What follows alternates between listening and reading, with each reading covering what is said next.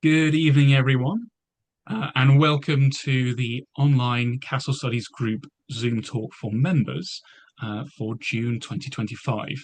It is very warm today, so thank you very much for joining us. Um, I think it's going to be a great session with a couple of researchers who are right in the thick of doing their research, some really ambitious projects. So we have two speakers today, Tom Barrows and Holly Conway, who'll be talking about their particular topics. And we've got a really nice chronological spread as well. We've got some Norman stuff and some Victorian stuff as well, and the role of castles in shaping national identity. So, a couple of really fascinating topics for our speakers to be guiding us through today. So, let me introduce our first speaker. Uh, as soon as my laptop catches up, it is a very hot machine at the moment. So, Tom Burrows is a PhD student at St. Louis University, and he's studying strategies of lordship in early Anglo Norman Ulster, with particular attention on the maritime world of the North and the Irish Sea. So, Tom, over to you. We are ready for you to start screen sharing. All right. Let's see. I'm gonna go screen one. And Okay, so we can see your desktop at the moment, and the slides are full screen. all right, there we go. Uh, Thank you for allowing me to talk a little bit about a part of the dissertation that I'm working on here. I appreciate the invitation. Uh, in this paper, I wish to discuss a section of one of the chapter topics of my dissertation on the early Anglo-Norman lordship of Ulster, and in particular what may be gleaned from the choice of motte sightings in the area around Strangford Lough. In particular, I wish to discuss the relationship between the potential viewsheds of these motte locations and their connection to the wider terrain as people in the late 12th and 13th centuries would have interacted with it. To this end, and given the dearth of documentary evidence, I have employed the use of geographic information system software as well as my own on-the-ground observations. Strangford Lough represents in many ways a unique environment for the study of Anglo-Norman settlements in Ireland, being the largest inlet in the whole of the British Isles, and its coastline alone makes up around 38% of modern Northern Ireland's total coastline. The inlet itself is formed by two peninsulas, the long and comparatively narrow Ards Peninsula in the north and east, and the shorter and wider Lacale Peninsula to its south. Let's see. Can you see my mouse cursor by any chance? Not currently. How about now? Yeah, there it is. Okay, good. I might be able to use this to point to things. That's helpful. Okay. So yeah, around these waters are numerous identifiable mottes, as well as several locations which may very well have possessed mottes during the early Anglo-Norman period. Compared to the whole of Anglo-Norman Ulster, which corresponds primarily to the modern counties of Down and Antrim, this is a rather dense concentration. The general preference of Anglo-Norman settlement in the north of Ireland towards the shore and an eschewing of the interior uplands has long been noted, as well as the observation that numerous mottes in the Strangford Lough region are within sight of each other, though this last observation remains little explored. In recent decades, the understanding of earth and timber fortifications, and especially of motte castles in the Central Middle Ages, has undergone something of a revision, emphasizing their potential longevity and seigneurial roles. This revision includes an acknowledgement that the date of construction of most motte castles cannot be reliably determined, and the dates given to them within the British and Irish context cannot be uniformly based on their construction as supposedly invasionary structures built swiftly after a region's occupation. Further revision has shown that in some contexts at least, the mod itself, and whatever superstructure it may have possessed, was not necessarily the first or most important part of a wider seigneurial site. Rather, we may understand the motte in many cases to be as much a visual expression of control and prestige as it may have functioned as a defensive structure or as an elevated viewing site. Though few mottes in the region may be dated with any precision, we may with some confidence envision a period in which most, if not all, of these sites, around Strangford Lough that is, were inhabited with superstructures at the same time. An environment such as Strangford Lough, then, with its relative abundance of mottes, presents a rich area of study and visibility. Though it has been noted that several of the mottes around the loch are in view of each other, the number might have been greater in the 12th century than appears today. With the erosion and even erasure of several mottes over the centuries, as well as the complete absence of superstructures, the mott's prominence in the landscape is surely in a diminished form. Furthermore, several mottes have come to be surrounded by wooded areas, which generally are totally obscure from view. Uh, Thus, while simple observation by the naked eye may give an idea of intervisibility, I suspected that it was incomplete. Happily, geographic information systems allow for the creation of maps which might approximate a landscape altered to resemble what might have been present in the past. Using digital elevation models, which presently represent the ground surface of the region, I altered the heights of sites to represent potential superstructures, including both palisades and towers, as well as in one case to represent a now lost motte. GIS further allows for the calculation of viewsheds from given points based on the altered digital elevation model and accounting for the Earth's curvature.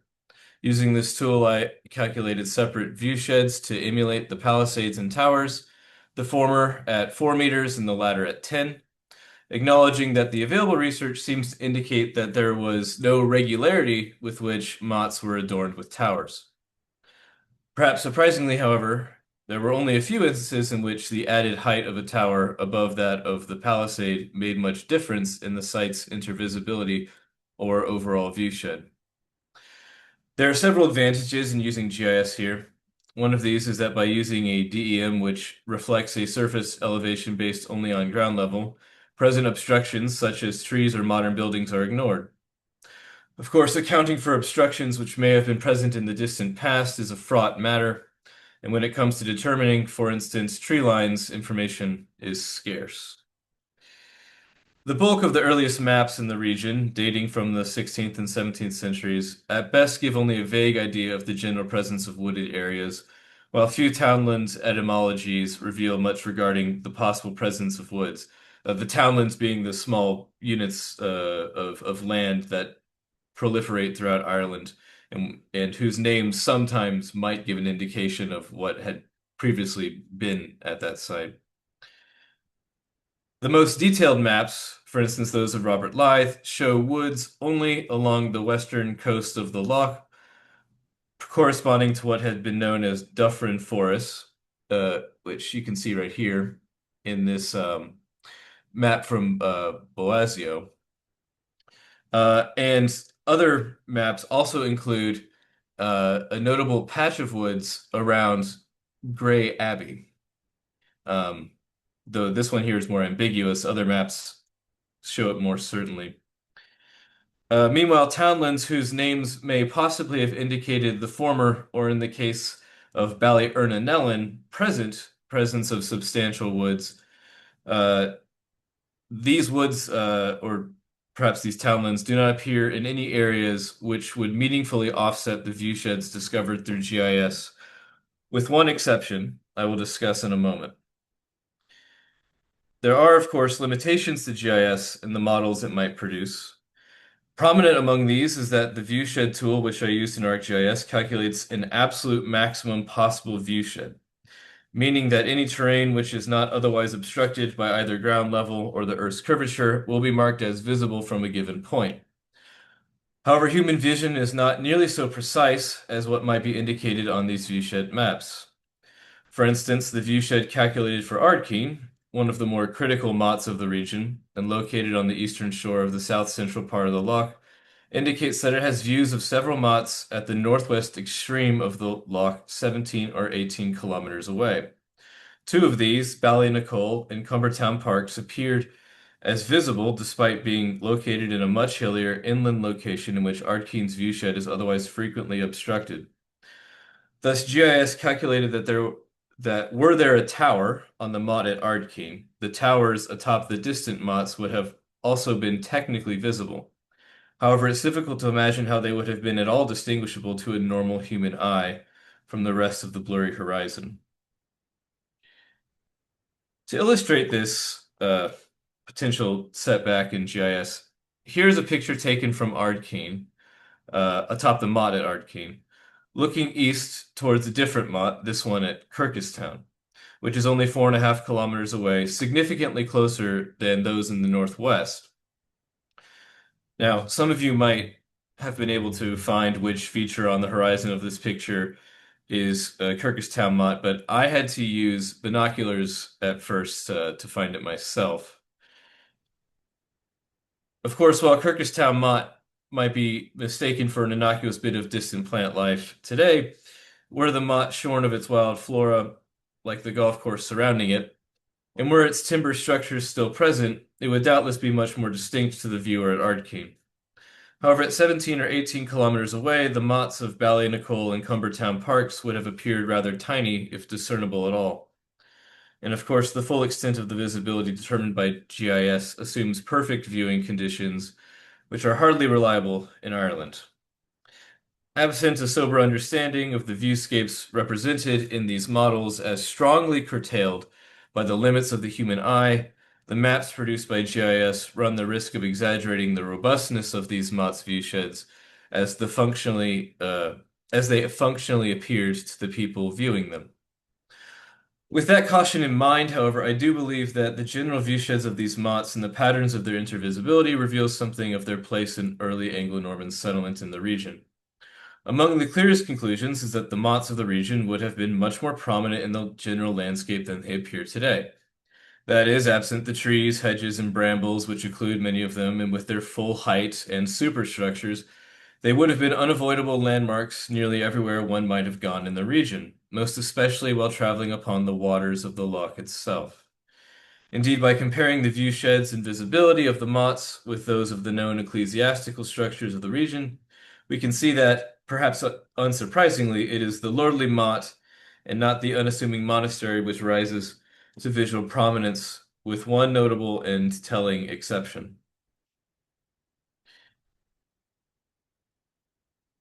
There were four monastic houses in the region, established or re-established during the early portion of Anglo-Norman rule, all of them in the north, which you can see here in blue. Three of them were founded by the conqueror of Ulster himself, John de Courcy, or his wife, Frecha. They are Benedictine Black Abbey, which is right here, Nindrum Abbey, right here, and the Cistercian Grey Abbey, right here. The fourth, also Cistercian, was somewhere in or near the town of Comber, the modern town of Comber right here, and was founded during John de Courcy's reign, but the identity of its original patron is debated. Its original location also remains unknown, though some speculate, based in part on the presence of nearby 12th century masonry, that it was located in the vicinity of the present Church of St. Mary, Church of Ireland. And for that reason, I placed a site there and saw what its visibility might have been. Of these monasteries, only Nindrum, built on a hill on Mayhe Island, off the west coast of the loch, compares to the mottes in terms of the expanse of its views, as well as the extent of its visibility by other sites. Notably, of these monasteries, only Nindrum is confirmed as the site of a previous monastic community prior to the arrival of the Anglo-Normans, though it was likely abandoned since the Viking Age, before de Courcy repopulated it with English monks. Further, the monastery had possessed an Irish round tower, or cloicheach, though it is much reduced now, as you can see. It is unknown if the tower was ever at its full height during the Anglo-Norman period or if the English monks inherited it as the ruins it appears today. Considering the likelihood that the monastery was first abandoned as the result of a Viking raid in 974, however, it seems probable that De Courcy's Nindrum had no grand tower. Nonetheless, the church which sits next to the tower's ruins would have remained prominent in the landscape.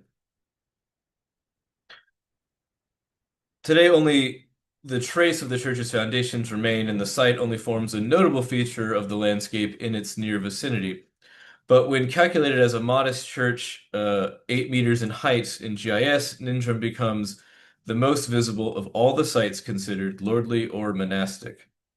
When the round tower is calculated at a potential full height, I went with 18 meters, but of course this is rather arbitrary, which was likely shorter than most of its given which the tower, it's suspected that the tower at Nindrum is probably shorter than some of the other Irish round towers that you can see examples of it because of its diminished diameter.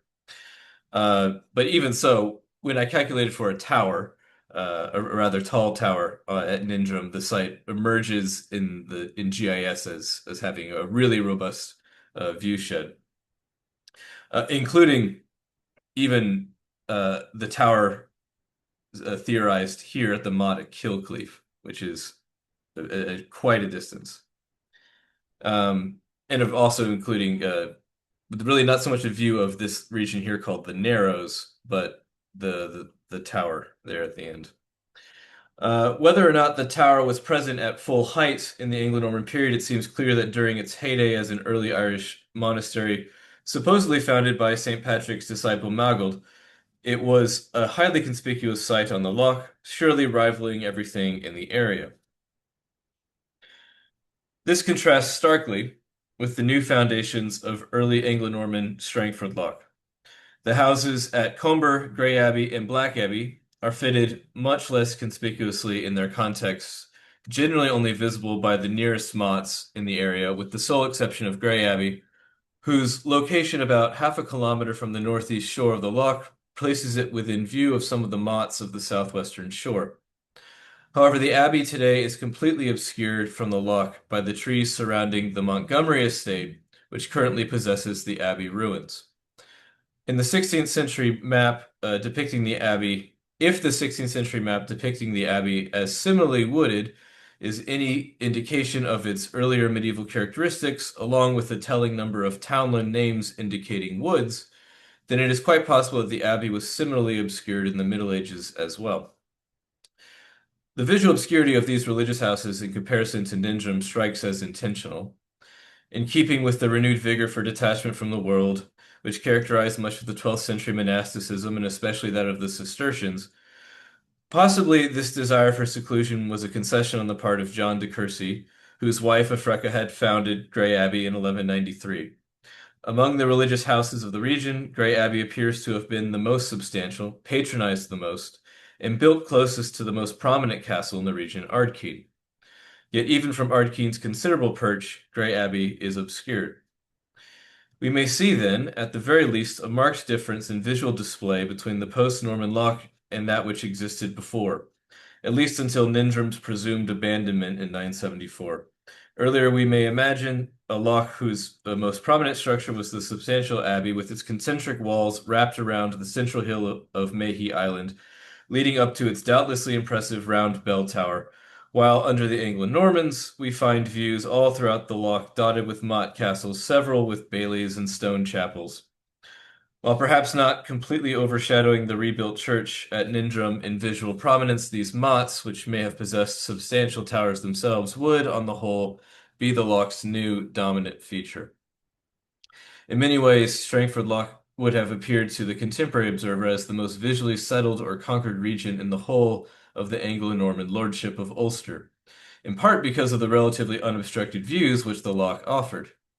Further, the waters of the loch itself, accessible via the Narrows only with correct timing of the tides, provided a geographic insularity affecting a kind of English oasis. The Loch of Safe Harbors, as its Irish name Loch Huon indicates, points to its maritime security, even if navigation within it is quite fraught. This insulation plays out visually in the landscape as well. A notable elevation runs along most of the length of the Ards Peninsula, which forms the loch's western barrier, obscuring the eastward and seaward views of the mottes within, as you can see here.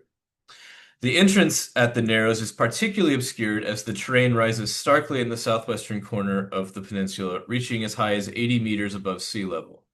That'll be this point right here. This striking height, which is nowhere matched throughout the peninsula, creates a stark barrier for Ardkeen's view of the south, completely cutting off any view of the Narrows or its lordly sites. The sites near the western shore of the loch, however, are not similarly obscured. There are three which may be mentioned, though only one, Rathgorman, we know for certain as a motte. Rathgorman would be right here. The others, Ballymoran, possibly right here, and Killaloe, right here, are more uncertain.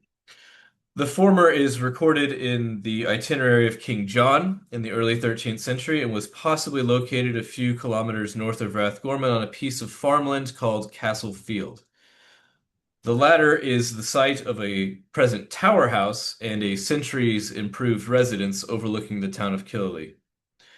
No firm physical or documentary evidence of its having been a motte prior to the construction of the tower house exists, though the possibility remains. Rathgorman, however, is unambiguously a motte castle, as you can see here. And like Ardkeen, just on the other side of the loch, possessed both an adjoining bailey and a nearby church. Indeed, though there are no remains of it presently, Thomas Raven's detailed map of Ulster from 1624 depicts it with a tower house, another later feature it shares with Ardkeen. That tower houses were built at Ardkeen and Rathgorman is a testament to their longevity as seigneurial centers, extending centuries beyond their initial siting in the 12th or 13th centuries. In the case of Ardkeen, in fact, the Savage family, which had possessed Ardkeen since near the very beginning of the Anglo-Norman lordship, recorded in their family history that the tower house was inhabited by the Savages as late as the end of the 18th century. The Savages, like the Whites who received Rathgorman, were among John de Courcy's captains from the beginning of the conquest of Ulster. The proximity of their comparatively substantial and seigneurially developed motte castles to each other, albeit across the water, seems unlikely to be a coincidence. Not only do they look directly upon each other, as you can see here, but both have eastward views towards the motte at Kirkestown through a notable depression in the aforementioned elevation which runs down the Ards. That would be this depression right here.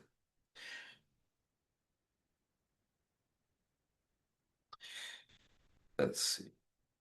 When the viewshed model is run, granting either site 4-meter tall palisades or 10-meter tall towers, Rathgorman and Kirkestown display as visible to each other despite the former's rather limited views of the terrain of the Ards beyond Ardkeen. Granted, at 11 kilometers away from each other, Rathgorman and Kirkestown would likely have appeared as rather minuscule, distant objects to each other. At such a distance, it is hard to see the two sites as meaningfully connected, except through Ardkeen, which lies directly and somewhat equidistantly between them. So that would be Ardkeen right here. In this way, we may see that the motte at Kirkestown, which it should be noted is only 400 meters from a later tower house, sharing that in common with Ardkeen and Rathgorman. We may see the motte at Kirkestown as looking outwards towards the sea, while Rathgorman, with an impressive view of the loch and critically the Narrows, right here, views the comings and goings of the loch itself. Between them stands Ardkeen, whose certain record of existence traces back to the early days of de Courcy's rule and is directly associated with him prior to its ownership by the Savages, and strongly appears to have been something of a regional focal point of lordly power.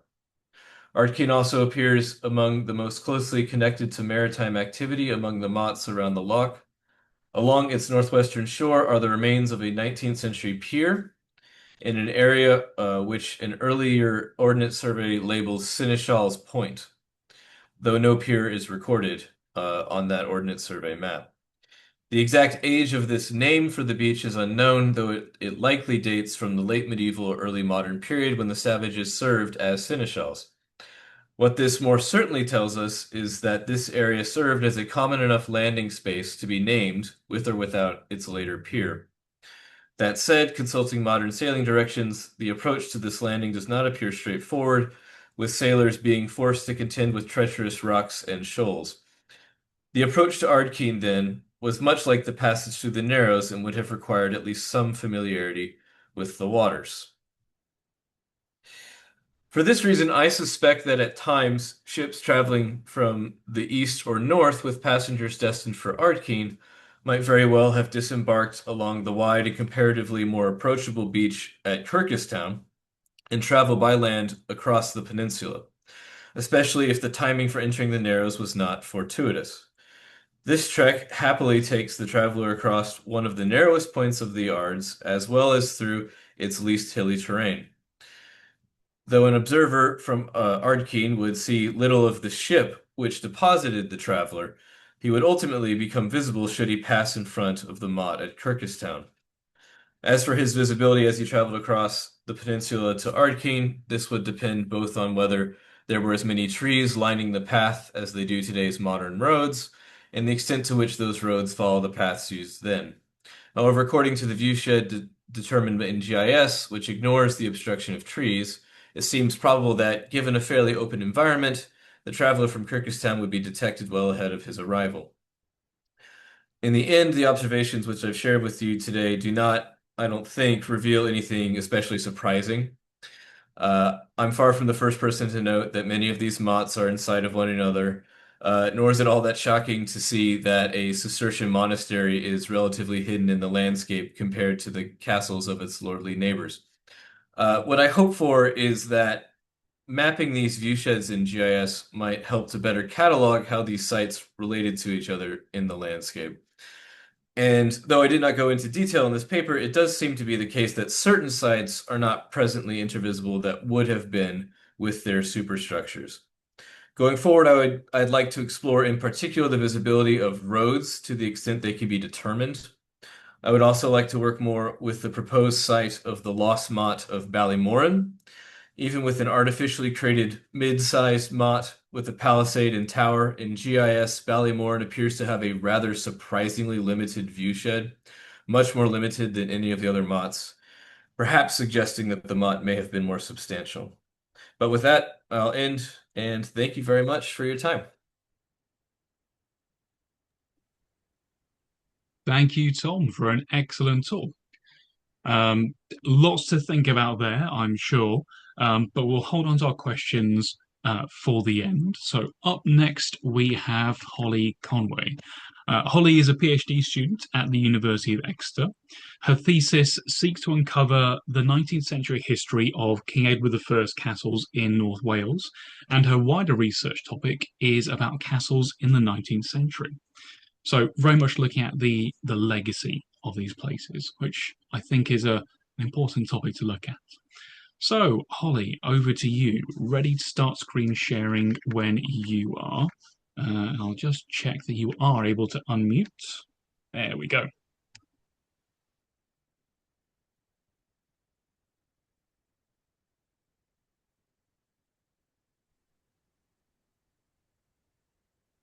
Great. Can you see that?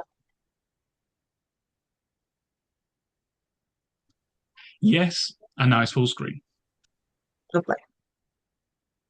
Hi, everyone. Today, I want to share an intriguing strand of my research, one that digs into an almost unknown, certainly unwritten chapter in the story of King Edward I's castles in North Wales. Spanning the long 19th century, my work is rooted in the idea of historical culture, how societies engage with their past, and how that past in turn shapes ideas, identity, and values. In this case, it's a contentious past, rooted in Wales's lost independence from England's 13th century invasion. My thesis seeks to answer two key questions. How did Victorian audiences engage with the history of conquest? And how were these castles used and experienced by the public? And today I want to zoom in on one instance where all of this comes together. Today, the Eisteddfod is an annual national itinerant festival that celebrates Welsh culture and language.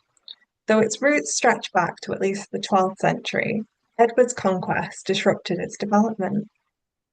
Castles have long been woven into its story, from the earliest known gathering at Cardigan Castle in 1176 to events as recent as 2015 at Caldecott Castle. These buildings have long been backgrounds to the festival's evolution. Its revival in the late 18th century was largely the work of Iolo Morgannwg, whose imaginative reconstructions of Wales's Celtic past helped shape a renewed sense of national identity. Although many of his sources were later exposed as forgeries, their impact was lasting.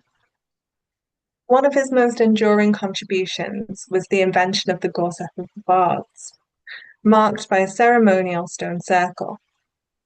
Across the 19th century, if the event was held in a castle town, these stones were almost exclusively placed in the castle itself, changing their landscape, if only temporarily, as most have since been removed.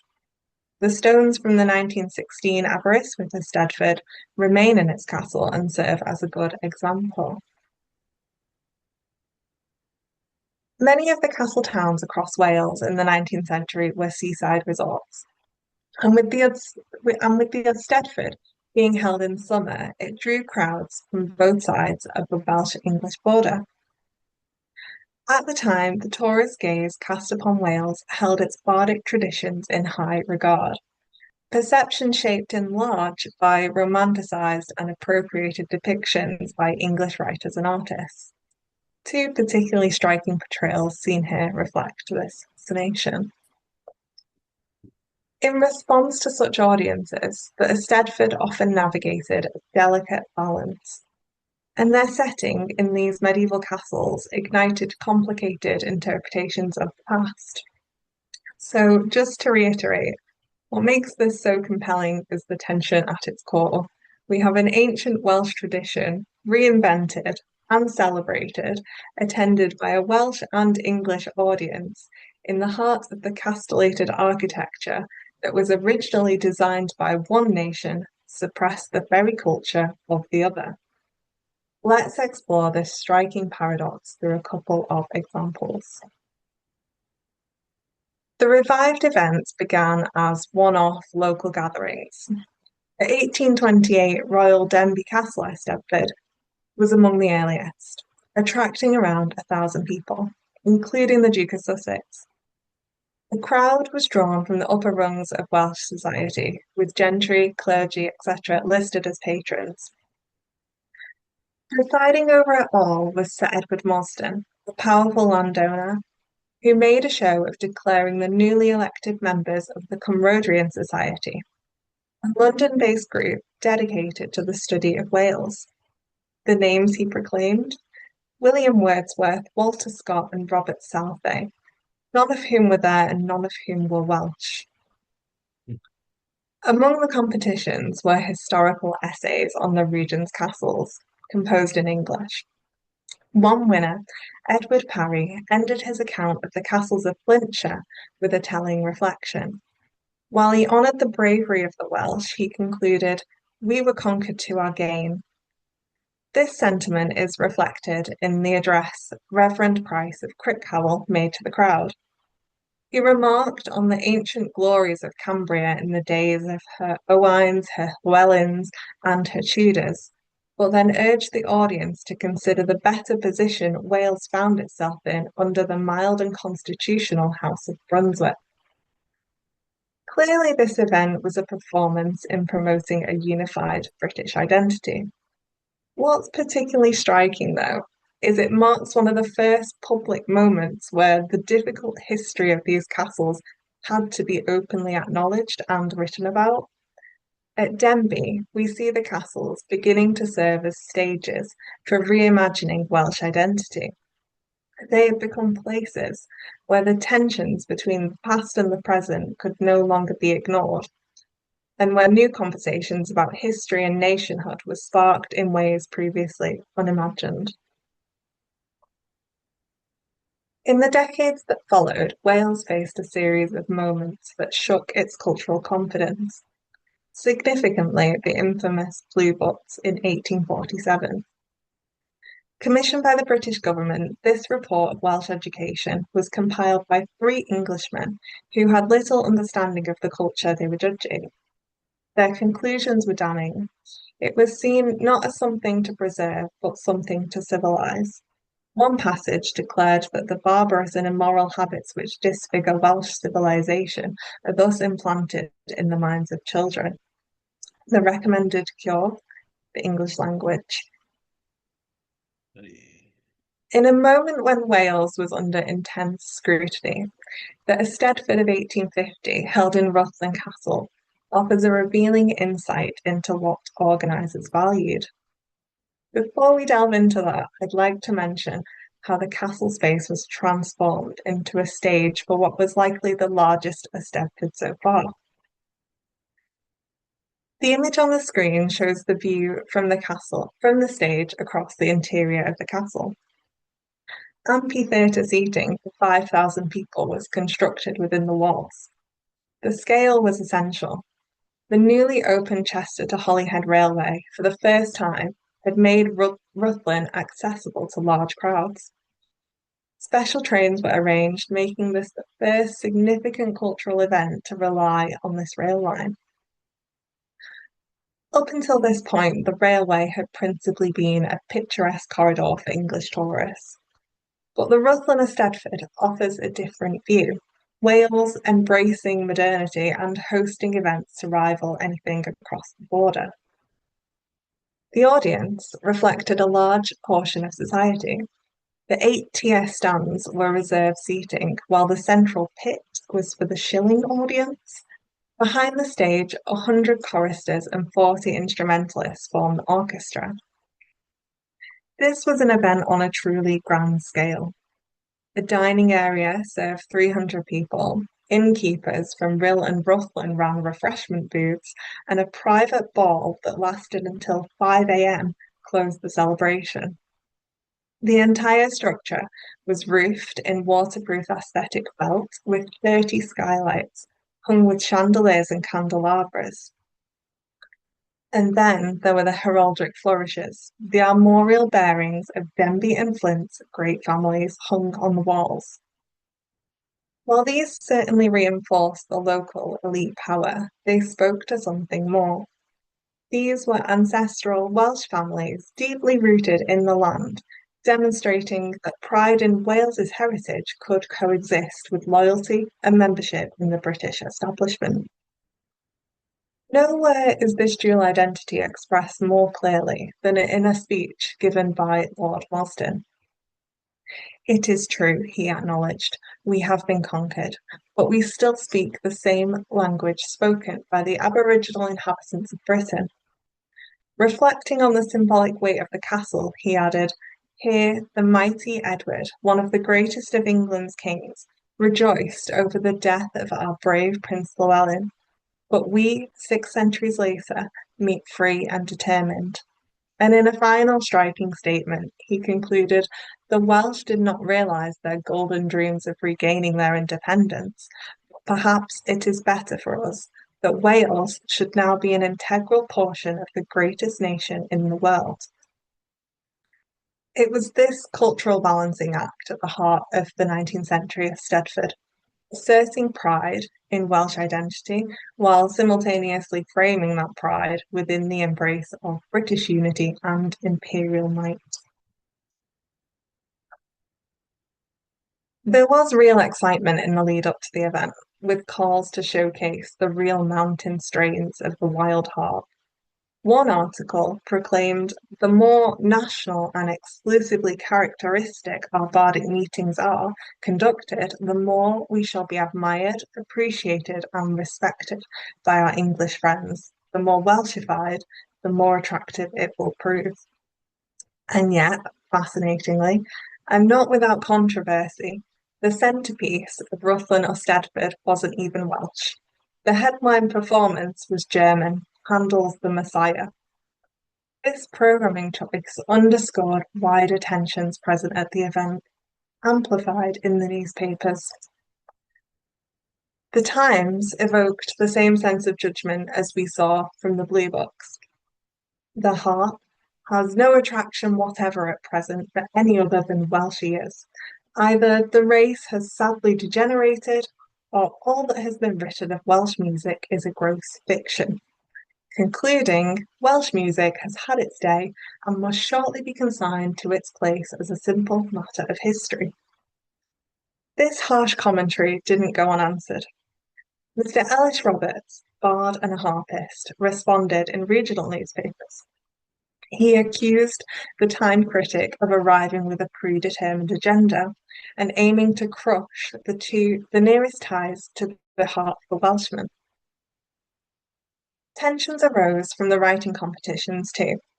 One poem, titled Rutland Castle, was publicly criticised for its unnecessary invective against Edward I, and signed under the evocative pseudonym Hannibal, a clear allusion to the great enemy of Rome.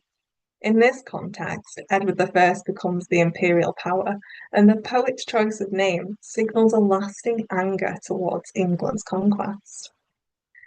The fact that this expression of resentment was not only voiced but also condemned reveals that such feelings clearly simmered beneath the pageantry and were difficult for organisers to contain even at an event designed to project British harmony.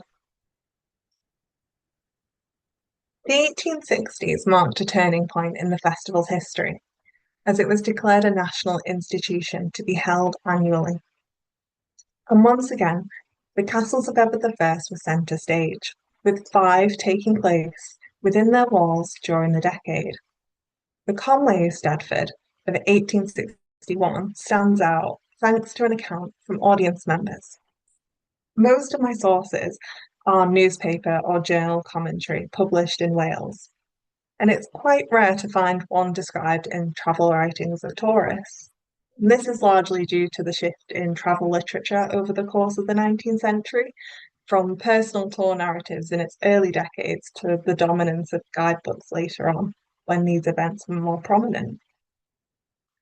One exception is an account written by William and Mary Hewitt.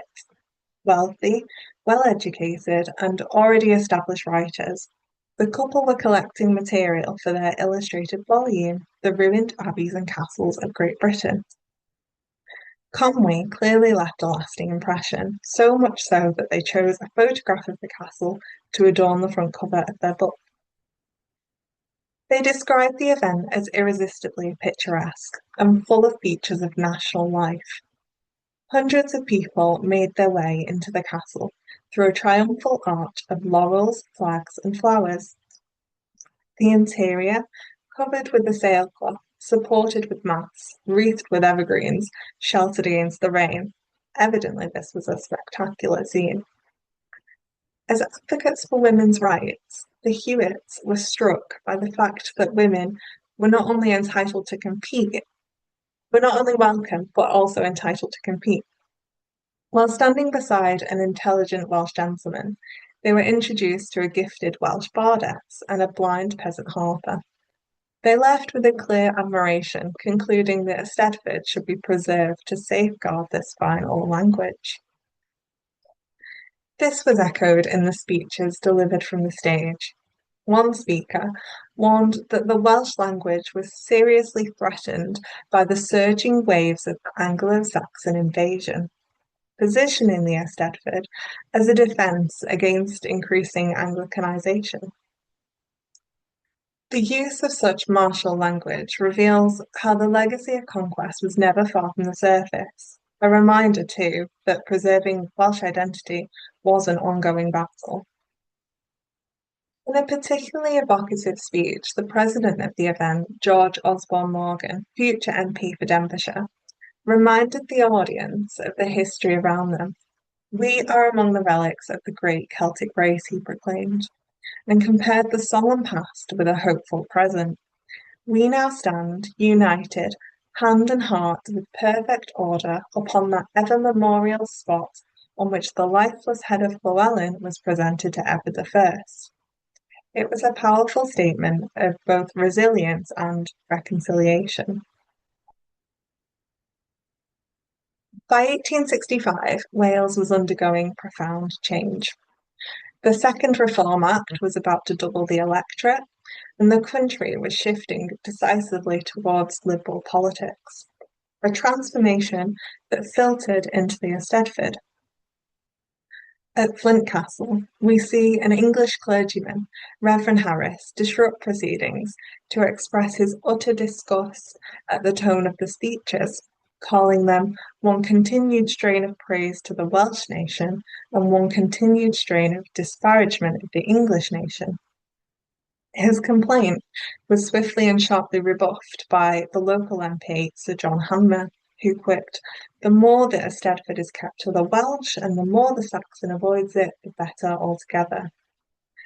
It was a moment that revealed how fragile that ideal of cultural unity could be in practice, especially as the proceedings were increasingly challenged by an empowered Welsh populace. Now, I can't talk about the 19th century Eisteddfod without mentioning Carnarvon. Since the festival's annualisation, the town hosted it 6 times, between 1862 and 1906, more than any other location. Carnarvon held a distinct historic significance, home to arguably Edward I's most imposing castle, owned by the Crown and popularly understood as the birthplace of the first English Prince of Wales. The 1862 Eisteddfod was the only one of this period to have been fully staged within the castle itself. By 1877, an iron pavilion was built and perhaps explains Carnarvon's monopoly over the event. Despite its growing recognition as a significant institution of Wales, the cultural tone remained contested. The programme for the opening year of the pavilion, for instance, included more songs in Italian than Welsh.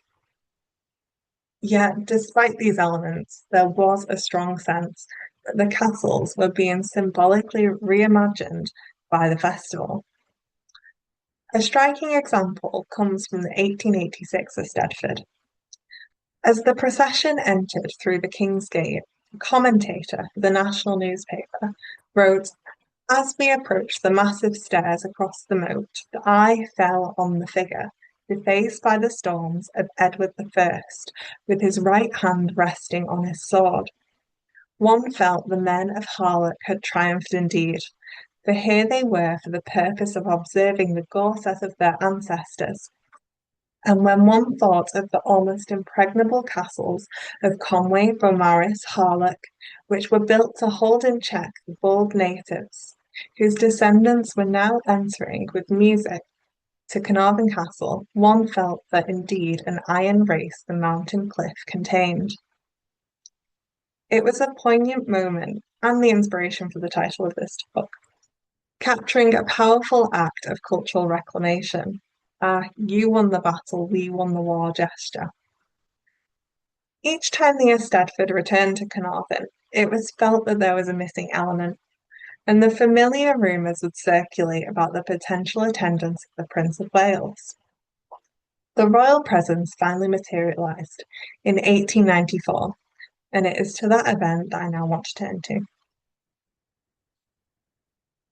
Unlike previous events where the cultural elements were overshadowed by Victorian spectacle or diluted to appeal to English attendees, here the Royal Carnarvon Eisteddfod was understood to be distinctly Welsh. The Prince of Wales, the future Edward VII, attended on the second day of the proceedings, a landmark moment and in many ways the high point of the century celebrations. It signalled formal recognition from the Crown of the Eisteddfod's national importance. Yet, with royal attention came anxiety. as newspapers reported the crowds expected would triple the town's population, prompting concerns that the pageantry might eclipse the purpose. To counter that, organisers ensured the royal family actively participated in the crowning of the bard and the gorser. The prince was formally initiated, receiving the bardic name Iarwerth Tywysog, Prince of Wales, echoing Edward II. And as a gift, they were presented with a silver casket topped with a miniature Carnarvon castle, intricately decorated with royal and Welsh emblems. As with all of these events I've mentioned, the weight of history was not lost on contemporary observers. Newspaper accounts dwelled on the stark contrast between the past and the present. Edward, after crushing Llywelyn and the last hope of Welsh independence, and after massacring the bards, gave to the nation at Carnarvon Castle his son. But there was no peace, only a grudging obedience to a superior force. How changed was the scene that was witnessed today, with the sanction and approval of the Prince of Wales. This account concluded that the seventh Edward proclaimed a very real and lasting peace between the Saxon and the Celts. This was referring to a moment from a banquet held inside the castle. The prince apparently raised a toast of hethu, meaning peace, a word heavy with meaning in a place so long associated with conquest. This moment speaks to the complex transformation, both at Eisteddfod and the castles themselves across the 19th century. These were events reliant on elite involvement, hence why much of the surviving source material leans heavily into a narrative of British unity, imperial strength, and loyalty to the crown. But read between the lines and something more emerges. That Wales had carved out a national platform, one capable of asserting its language, culture, and historic memory, even if sometimes framed within the expectations of English tourists. Further, they forced audiences, Welsh and English alike, to confront the weight of the past, and to question how the conquest continued to shape contemporary identities and relationships. The castles, these contested monuments, had become the stage upon which Welsh identity could be performed, preserved, and celebrated. By the close of the century, then, the Eisteddfod was an established institution, a political arena, and a mirror held up to the nation's past. And the castles of Edward I stood, if still uneasily, as symbols of conquest, but also proudly as spaces of resilience and reinvention. In that sense, the men of Harlech had triumphed indeed, not by erasing the legacy of conquest, but by making space for a different kind of memory. Diolch yn fawr, thank you.